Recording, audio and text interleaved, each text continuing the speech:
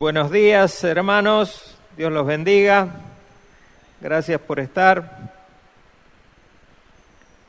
Siendo las 9:10, vamos a comenzar.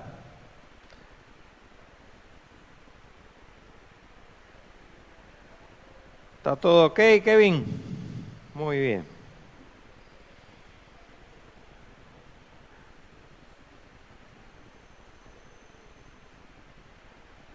Ya estamos todos.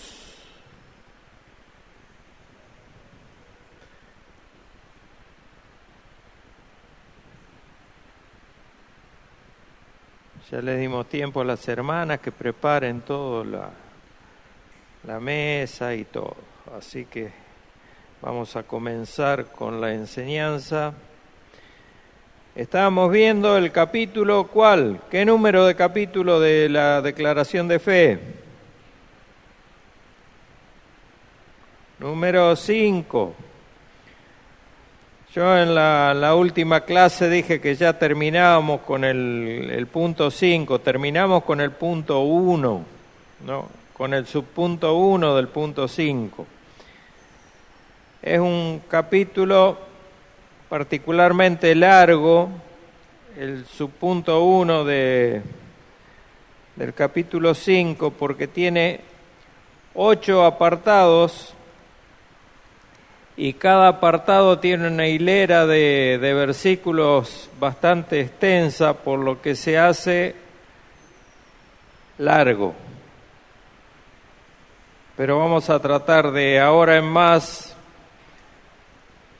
hacerlo un poco más movido a esto que voy a explicar.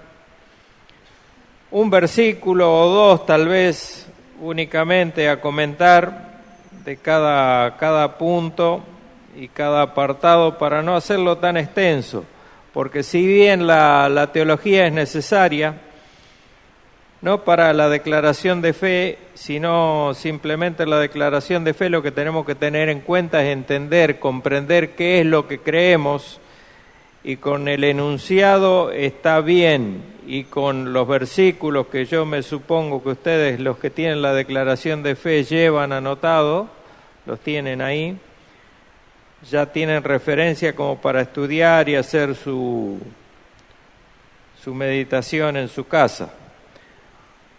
Así que yo me voy a remitir, hacer la explicación o comentar algún versículo en particular que tenga algún especial interés para apoyar la declaración de fe, y después los demás los voy a mencionar solamente por el número. Igual sabemos que la numeración de la Biblia no es inspirada, así que es a modo de referencia únicamente se los voy a mencionar, porque estamos acostumbrados así. Bien, habíamos terminado con el apartado 7 del subpunto 1, o sea, 5.1.7. Y habíamos mencionado Salmo 33, 10 y Efesios 1:11. Que este último versículo dice: en él asimismo tuvimos herencia, habiendo sido predestinados conforme al propósito del que hace todas las cosas según el designio de su voluntad. Y había hecho alguna referencia acerca de lo que significaba el tema de la predestinación y el propósito de Dios. Lo que caracteriza este último tramo de la declaración de fe, los puntos 5, 6 y 7, es el tema del propósito de Dios para con su pueblo, para con la iglesia, para lo que en el antiguo pacto era nombrado como Israel, y en este nuevo pacto es nombrado como la iglesia, que son exactamente la misma cosa. Bien, capítulo 5, subpunto 1, apartado 8, dice: para alabanza de la gloria de su sabiduría, poder, justicia, infinita bondad y misericordia. Eso dice el apartado 8. tiene como referente 5 versículos bíblicos, de los cuales voy a comentar uno, para ir avanzando más rápido, porque si no se va a hacer demasiado largo. Los versículos son Isaías 63:14, Efesios 3:10, Romanos 9:17, Génesis 45:7 y Salmos 145:7. Isaías 63:14 dice: el Espíritu de Jehová los pastoreó como a una bestia que desciende al valle. Así pastoreaste a tu pueblo para hacerte nombre glorioso. El propósito de Dios para la iglesia, hermano, que antes, como les dije, era el privilegio exclusivo del Israel étnico, hoy lo es para judíos. Ya no hay judío, ni griego, esclavo, ni libre, ni bárbaro, ni escita, dice Pablo. O sea, somos todos uno, nucleados o agrupados en lo que es la iglesia del Dios viviente, la iglesia de Cristo por la cual Él murió. Entonces, lo que antes era un privilegio para Israel, hoy lo es para la iglesia. Y el propósito de Dios para nosotros es engrandecernos de tal manera que el nombre de Dios sea glorificado en todo el mundo. ¿De qué manera? La iglesia glorifica el nombre de Dios en todo el mundo. ¿Qué les parece a ustedes?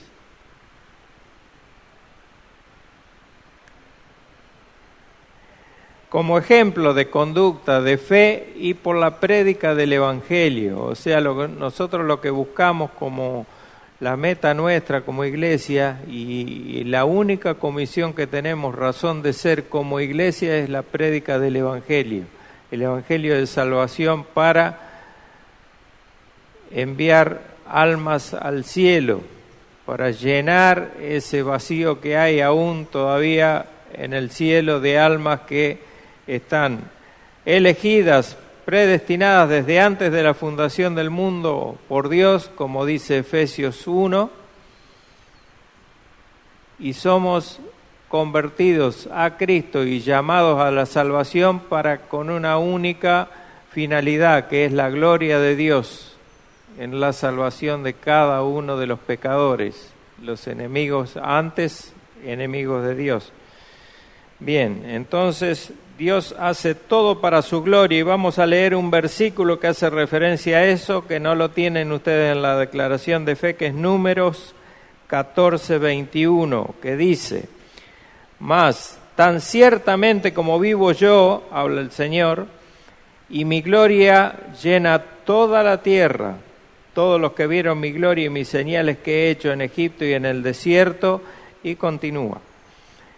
O sea, toda la finalidad de Dios en todo lo que hace, no solo en la salvación, sino en cada cosa que Dios hace, el propósito es su gloria, su glorificación. Luego está Efesios 3:10, que habla de la multiforme sabiduría de Dios, que sea ahora dada a conocer por medio de la iglesia a los principados y potestades en los lugares celestiales. Les dije que no iba a comentar esto. Romanos 9:17 también dice: porque la Escritura dice a Faraón, para eso mismo te he levantado. ¿Para qué? Para mostrar mi poder, para que mi nombre sea anunciado por toda la tierra. Y Salmos 145:7 dice: proclamarán la memoria de tu inmensa bondad y cantarán tu justicia. Pasemos a el capítulo 5.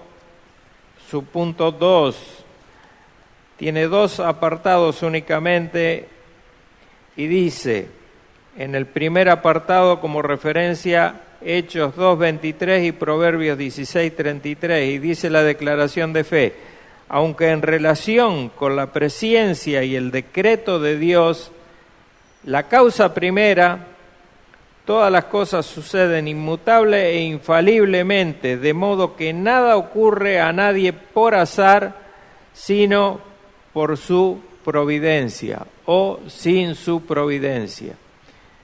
Ya lo habíamos visto cuando hablamos de lo que significaba providencia.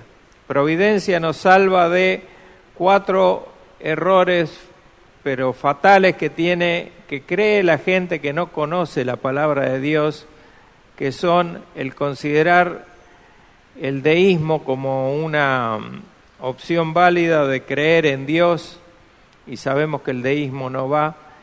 El panteísmo también, que es una doctrina muy difundida, muy arraigada en varias religiones, como el budismo, por ejemplo, el hinduismo. Luego del azar y de otra cosa más, que era el destino. Entonces, la gente que cree en el destino y que cree en el azar está errando. Por eso que nada ocurre por azar, dice la declaración de fe, o sin su providencia. Esto quiere decir sin su intervención, sin su guía. Y ya hablamos bastante del tema de que Dios no robotiza nada, ni tiene todo programado de manera que va a hacer las cosas tal cual Él las diseñó, por nada más que por un simple capricho, sino que de alguna manera que no podemos explicar, todo lo que Dios predestinó o preordenó o decretó se va a cumplir, de alguna manera. Les di el ejemplo de José. Por ejemplo, José fue maltratado, casi muerto, vendido, esclavizado, encarcelado, pero llegó a ser el segundo de Faraón. Y cuando se encontró con sus hermanos, José, ¿qué le dijo? Ustedes pensaron mal contra mí, pero Dios lo encaminó a bien. O sea, la manera que tiene Dios de hacer las cosas y encaminar las cosas para obtener el resultado que Él quiere, no la podemos explicar. Ni se nos puede ocurrir a nosotros, si escribiéramos el guión de una película, que las cosas iban a ser como Dios dice. Pero es algo así. Dios es como el guionista de una gran película que involucra la vida de cada uno de nosotros. Y nosotros vamos a llegar a hacer lo que Dios quiere que hagamos, y no otra cosa. O sea que el libre albedrío del hombre, tan difundido, tan proclamado, tan propagandeado por ahí, no es más que el cumplimiento de la voluntad de Dios en su decreto, en el orden general, y de su providencia en el orden del transcurso del tiempo en la historia. Hechos 2:23, que es uno de los 2 referentes, que es el que voy a comentar, dice: a este entregado, el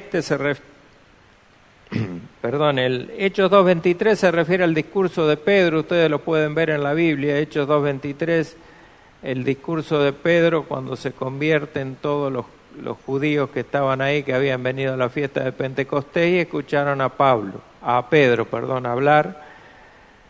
A este, refiriéndose a nuestro Señor Jesús, entregado por el determinado consejo y anticipado conocimiento de Dios, prendisteis y matasteis por manos de inicuos, crucificándole. Desde la eternidad determinó Dios que Jesús iba a morir una muerte expiatoria, como parte de ¿qué? De un plan determinado, lo que nosotros conocemos teológicamente como el plan de redención, que se ejecutó, se programó y se ejecutó antes de la fundación del mundo. El sacrificio de Cristo fue antes de la fundación del mundo y fue ejecutado o llevado a cabo en los tiempos que Dios quiso que Dios se encarne, viva una vida perfecta y llegue a la cruz. En ese mismo momento que Dios predeterminó, Cristo murió en una cruz. No antes, no después.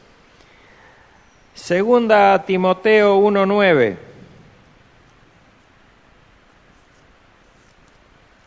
Habla de esto. Segunda a Timoteo 1:9. Quien nos salvó, dice Pablo, y llamó con llamamiento santo, no conforme a nuestras obras, sino según ¿qué? Según el propósito suyo y la gracia que nos fue dada en Cristo Jesús. ¿Cuándo? Antes de los tiempos de los siglos. Nosotros inclusive fuimos llamados desde antes de los tiempos de los siglos, con llamamiento santo, para ser santificados. No podemos escapar a esta doctrina tan clara que nos expresa la Biblia. Cuando dice manos de inicuos crucificándole, hablando Pedro, se refiere a una acusación contra los varones israelitas, que son los que menciona también el libro de Hechos, varones israelitas. ¿Qué haremos?, dicen ellos. Estos varones israelitas que incitaron a la muerte de Jesús en la cruz y que fue ejecutada por los romanos, sirve como ejemplo de que Dios provoca su decreto eterno y Él no es culpado por los hechos que, ¿se acuerdan?, nosotros calificamos como malos o cosas malas. Dios no puede ser acusado de autor de pecado, de ser autor de pecado. O sea, el que entregue a Cristo en la cruz para morir, para nosotros es una cosa mala, porque es como si nos entregara a cada uno de nosotros a la cruz, pero lo entregó a su propio Hijo en propiciación por nuestros pecados. Y eso fue llevado a cabo por manos de inicuos, dice Pedro, que fueron quienes los crucificaron. ¿Y la culpa sobre quién recae de esto? Sobre esos inicuos de quien Dios no quita la culpabilidad. El hecho de que haya sido programado por Dios y ejecutado por el previo conocimiento de Dios, la crucifixión de Cristo, no quita que la culpabilidad recae en esos judíos y romanos que lo ejecutaron. ¿Por qué? Porque ellos rehusaron reconocer a Cristo como Hijo de Dios, como el Salvador, como el Mesías. Entonces ellos lo ejecutaron como para sacárselo de encima, para quitarse un problema de encima, pero no por creer, ni por querer complacer a Dios cumpliendo con su plan hecho desde antes de la fundación del mundo. Ellos no sabían esto y no creyeron tampoco. Desde la eternidad determinó que Jesús moriría una muerte de expiación, Dios, y no hay forma de que nadie se salve de la culpabilidad. Luego, Proverbios 16:33 dice: la suerte se echa en el regazo, mas de Jehová es la decisión de ella. Lo comentamos varias veces a este versículo, así que lo vamos a pasar por alto. El capítulo 5, subpunto 2, apartado 2. El apartado 2 dice: sin embargo, por la misma providencia las ordena, de manera que ocurran según la naturaleza de las causas secundarias, ya sea necesaria, libre o contingentemente. Este palabrerío quiere decir que actúan las cosas y ocurren las cosas, las ocurrencias de cada cuestión en la vida ocurren porque es necesario para cumplir con el decreto de Dios en forma libre o contingentemente, o sea, a causa de otra cosa, pero nunca por azar o por casualidad. Y según las naturalezas de las causas secundarias, ¿qué quiere decir esto? Dijimos que la causa primaria de todo, ¿cuál es? La providencia de Dios es la causa primaria de todas las cosas que ocurren. No ocurren por casualidad ni por azar. Entonces, ¿qué las hace ocurrir? La providencia divina. Y las causas secundarias son las que nosotros podemos ver y apreciar que ocurren. Como les daba el ejemplo de la manzana que caía por la fuerza de la gravedad, yo puedo ver que la manzana cae y digo, esto cae por la fuerza de la gravedad y porque la física establece que la cosa es así. Y eso desde el punto de vista científico es así. Desde el punto de vista nuestro, que somos creyentes, decimos, esa manzana cayó porque Dios dijo que iba a caer. Los versículos que tiene son innumerables. No son innumerables, son muchos, quiero decir. 1, 2, 3, 4, 5, 6, 7, 8, como 12 versículos tiene de referencia bíblica. por los cuales yo voy a ir a Génesis 8:22, que es el primero que ahí está enumerado, porque si no va a ser muy, muy largo. Además no necesitamos demasiado, ya vimos mucho acerca de la providencia como para tener que explicar esta parte. Génesis 8:22 es el primer versículo de referencia y dice: mientras la tierra permanezca, no cesarán la sementera y la siega, el frío y el calor, el verano y el invierno, y el día y la noche. O sea, todo seguirá de acuerdo al plan de Dios.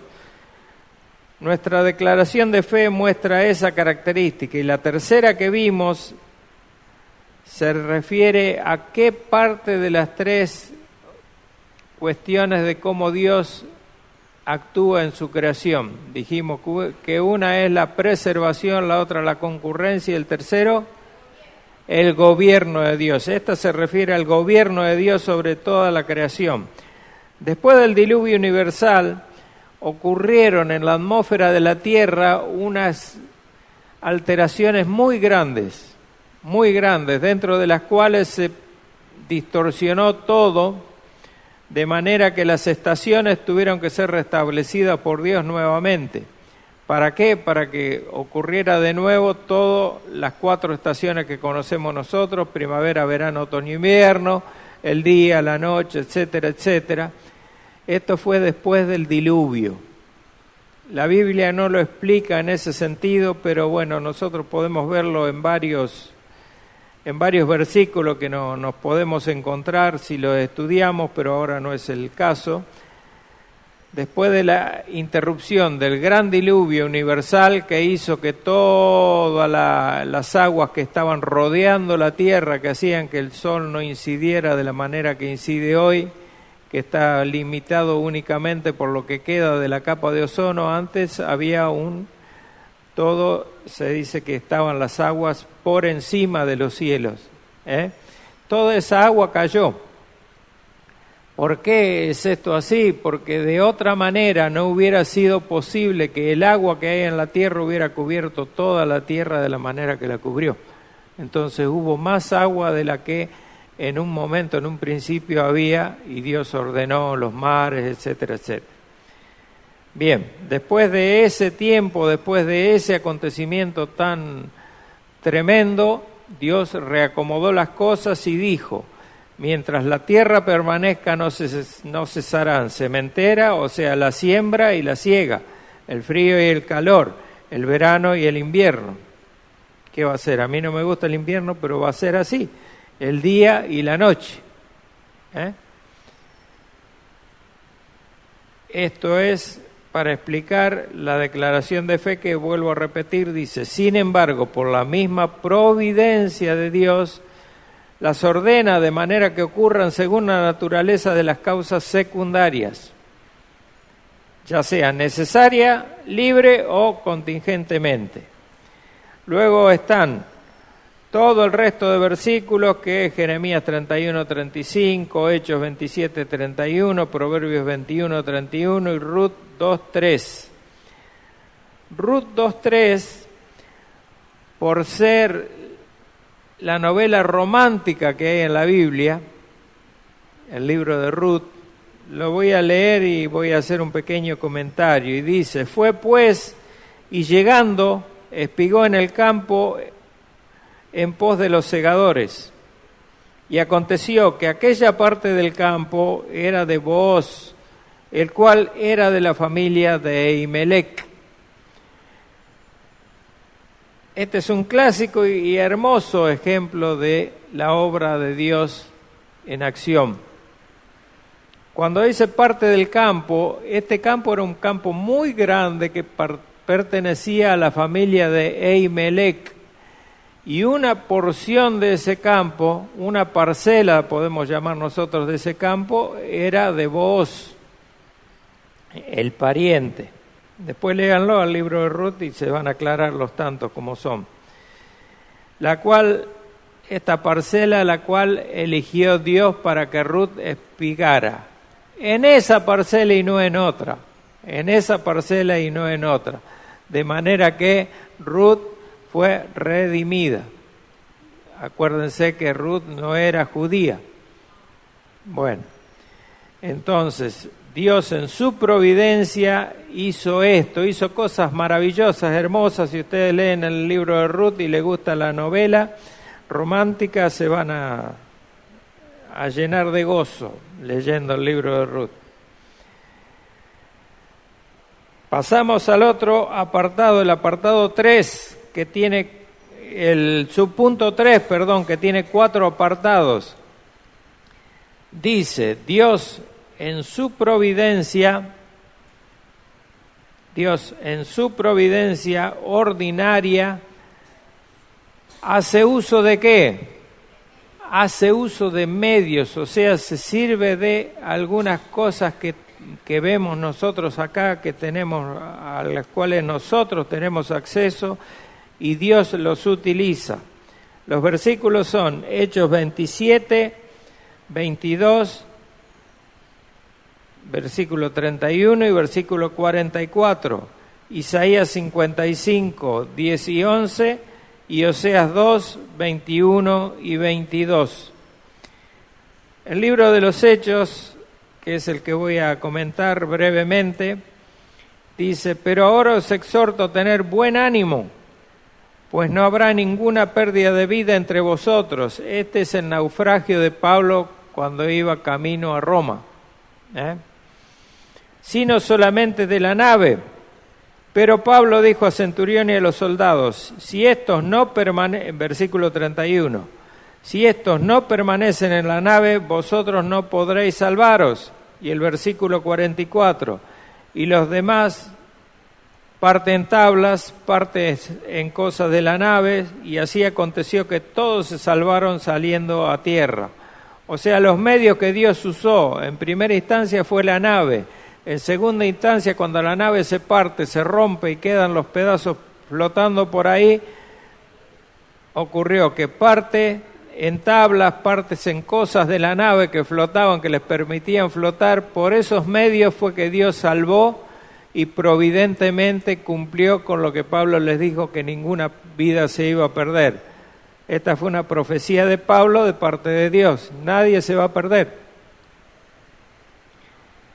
Y podemos comentar Oseas 2, 21 y 22, que dice, en aquel tiempo responderé, dice Jehová, yo responderé a los cielos, y ellos responderán a la tierra, y la tierra responderá al trigo, al vino y al aceite, y ellos responderán a Jezreel. Hay una secuencia que es el mismo cuadro que vimos con distintos protagonistas. En este caso es la omnipotencia de Dios que actúa sobre la naturaleza, lo que nosotros no podemos manejar. Y dice, los cielos responderán a la tierra. ¿En qué modo, de qué manera los cielos responden a la tierra? Por medio de la lluvia, por medio de la nieve, por medio de todos los factores meteorológicos que involucran al cielo. Y la tierra responderá ¿a qué? A los cultivos, por ejemplo el trigo, la vid, el olivo, por eso dice al vino y al aceite, y ellos responderán a Jezreel, o sea, responderán en fin a los pueblos. ¿Para qué? Para que ellos puedan cosechar y puedan producir y puedan permanecer como Dios en su providencia lo ordenó. Bien, estos son los dos versículos, no voy a comentar los otros porque no tiene. Isaías 55 me gusta mucho, pero no quiero hacerlo largo. Subpunto 3, apartado 2. Sin embargo, Dios tiene la libertad de obrar sin ellos.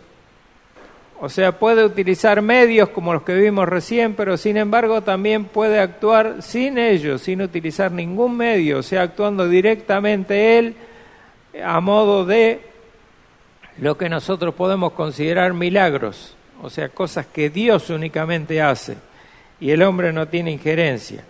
Oseas 1:7 y Lucas 1:34 y 35 son los referentes bíblicos. Oseas dice: mas de la casa de Judá tendré misericordia, habla el Señor, y lo salvaré, porque por Jehová su Dios, y no lo salvaré con arco, ni con espada, ni con batalla, ni con caballos, ni jinetes. O sea, no va a hacer uso de ningún medio, pero los va a salvar. Dios decidió intervenir a favor de Ezequías, que era el rey en ese momento antes de la invasión asiria. No sé si se recuerdan eso. Segunda Reyes 19, Isaías 37 son los dos relatos bíblicos donde pueden encontrar esto. Y Lucas 1, 34 y 35, entonces María dijo al ángel, esto fue cuando el ángel se le aparece a María virgen todavía y le anuncia que iba a quedar embarazada de parte del Espíritu Santo, de parte de Dios. Entonces María le dice al ángel: ¿cómo será esto? Pues no conozco varón. Respondiendo el ángel le dijo: el Espíritu Santo vendrá sobre ti, y el poder del Altísimo te cubrirá con su sombra, por lo cual también el santo ser que nacerá será llamado Hijo de Dios. María no conocía varón, ni en el contexto del matrimonio, porque aún no estaba casada, ni en el contexto sexual, porque era virgen. No conocía varón en ese sentido. María estaba a la mitad de un largo periodo de preparación para el matrimonio.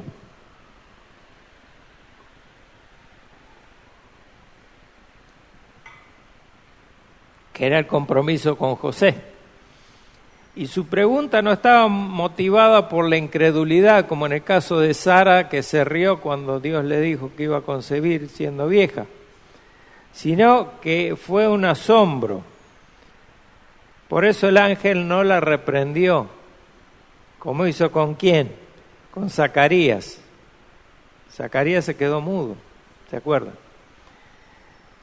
El Espíritu Santo vendrá sobre ti, le dice el ángel, y este fue un acto creativo del Espíritu Santo, tenemos que tenerlo bien claro, porque en ese tiempo y en nuestro tiempo también se estila mucho creer en supersticiones paganas, y se estilaba mucho en ese tiempo el creer en la injerencia de seres celestiales que tenían relaciones sexuales con seres humanos.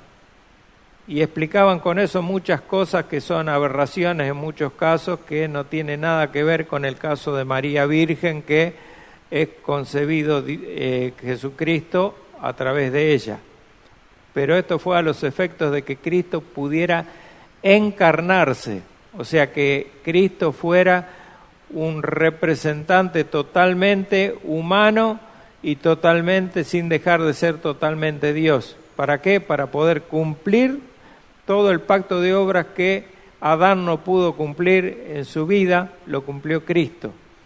Y habiendo cumplido todo el período hasta la adultez sin pecar, Cristo muere en la cruz llevando nuestro pecado voluntariamente. Hasta ahí nomás porque ya escapa de lo que es. Hebreos 11:6, perdón. Hebreos 11:6.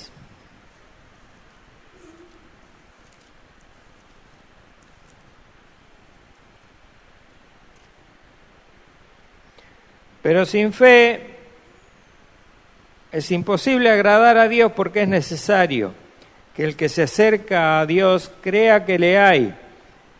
Y no solo eso, sino que es galardonador de los que le buscan. Eso es como para tener una referencia de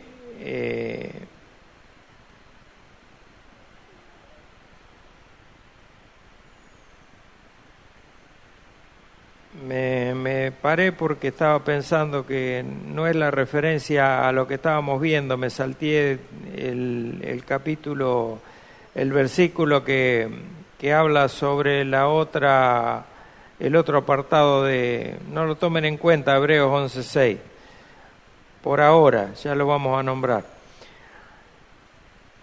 el subpunto 3, apartado 3, ya terminamos con María, con Jesús, la encarnación de Jesús y todo eso. Pasamos al subpunto 3, apartado 3. Dios usa medios, decía el apartado anterior, puede actuar sin ellos y puede actuar por encima de ellos, por encima de los medios, o sea, por encima de la capacidad física que nosotros podemos ver de los elementos. Ahora vamos a ver esto. Romanos 4, 19 al 21, dice: y no se debilitó en la fe al considerar su cuerpo, que ya estaba como muerto, siendo caso de 100 años, habla de Abraham, o la esterilidad de la matriz de Sara.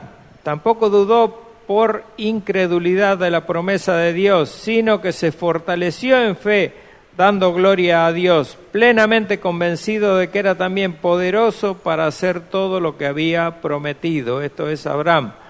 Y ahí va Hebreos 11:6.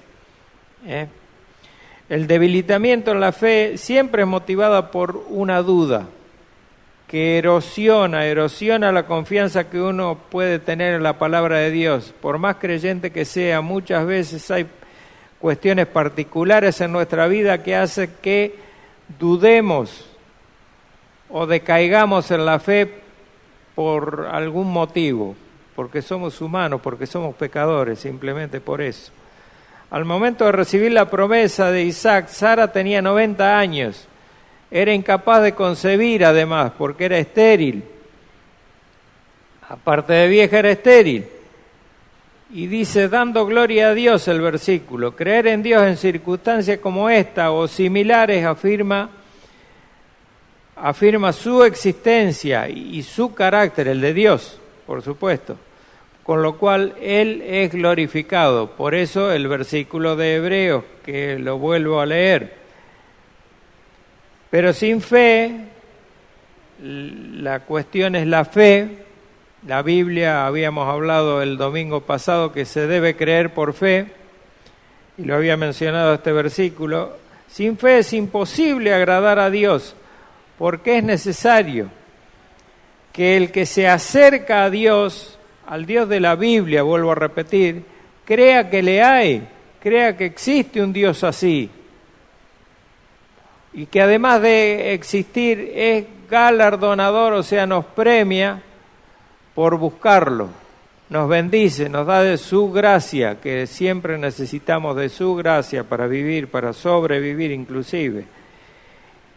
Y también está el versículo como referente, 1 de Juan 5:10. Se los voy a leer. El que cree en el Hijo de Dios tiene el testimonio en sí mismo, dice Juan. El que no cree a Dios le ha hecho mentiroso, porque no ha creído en el testimonio que Dios ha dado acerca de su Hijo. El testimonio que Dios ha dado acerca de su Hijo es un hecho histórico. Jesucristo, además de podemos tomarlo como algo religioso, como una persona religiosa para los que gusta llamarlo así, a las cuestiones de Cristo, de Dios, etcétera. Para esas personas, Cristo es un hecho histórico innegable. Cristo partió la historia en dos, antes de Cristo, después de Cristo. Es innegable que Cristo existió, anduvo sobre esta tierra y murió en una cruz, y que resucitó y ascendió porque su tumba está vacía. O sea, hay hechos innegables que atestiguan que Dios ha hecho lo que ha hecho. 1 Juan 5:10, por eso dice que el incrédulo está perdido, en otras palabras, porque no cree en un testimonio tan claro como el testimonio que ha dado Dios a través de su Hijo, con traerlo a la tierra, con enviarlo a la cruz y con recibirlo en gloria. Por encima de ellos, y contra ellos, dice el apartado 4, versículo el subpunto 3, apartado 4. El subpunto 3, el que sigue, porque tiene este único referente bíblico, Romanos 4, 19 y 21.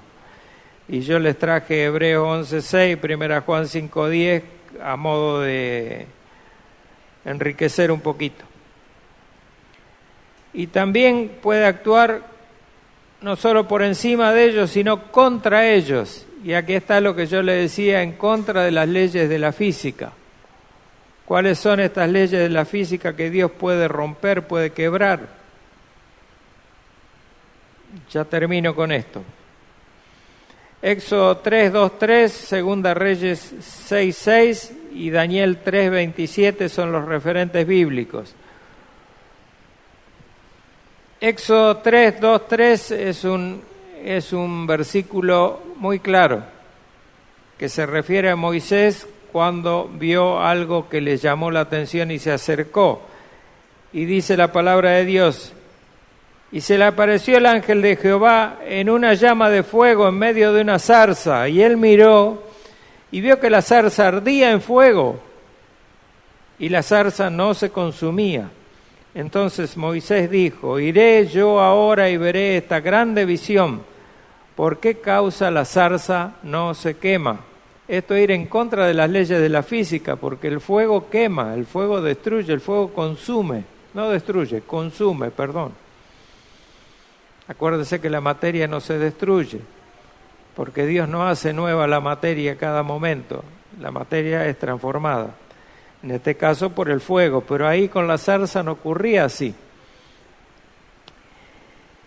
Y Daniel 3:27, no, vamos a leer Segunda Reyes 6:6. El varón de Dios preguntó: ¿dónde cayó? Habla de Eliseo. ¿Dónde cayó? Y él le mostró el lugar. Entonces cortó él un palo y lo echó allí en el agua e hizo flotar el hierro. Nosotros sabemos que el hierro no flota. Hay propiedades físicas que tiene, moleculares que tiene el hierro, que hace que sea más pesado que el agua, por lo cual se hunde. Pero Dios hizo que el hacha flotara. No le vamos a dar interpretación a esto, pero es para referencia de contra ellos, o sea, contra lo que Dios estableció como leyes de la física. Él mismo puede alterar esto cuando Él quiere por su providencia. Y aquí dejamos para entrar en el domingo que viene, en el que sigue, que sería el 5:4, capítulo 5, subpunto 4, con todos los apartados que tiene, que son 3. Les voy a leer el enunciado de la declaración de fe de capítulo 5, subpunto 4, que dice: el poder omnipotente, la sabiduría inescrutable y la bondad infinita de Dios se manifiestan en su providencia, a tal punto que su consejo determinante se extiende aún hasta la primera caída y todas las demás acciones pecaminosas, tanto de los ángeles como de los hombres, y eso no por un mero permiso, las cuales sapientísima y poderosamente limita y asimismo ordena y gobierna de múltiples maneras para sus santísimos fines. Sin embargo, de tal modo que la pecaminosidad de las acciones de ellos procede solo de las criaturas y no de Dios, quien siendo justísimo y santísimo no es ni puede ser autor del pecado ni aprobarlo. Es parte de lo que vimos hoy. O sea, las acciones de los hombres, sobre las acciones de los hombres darán cuenta los hombres, no Dios.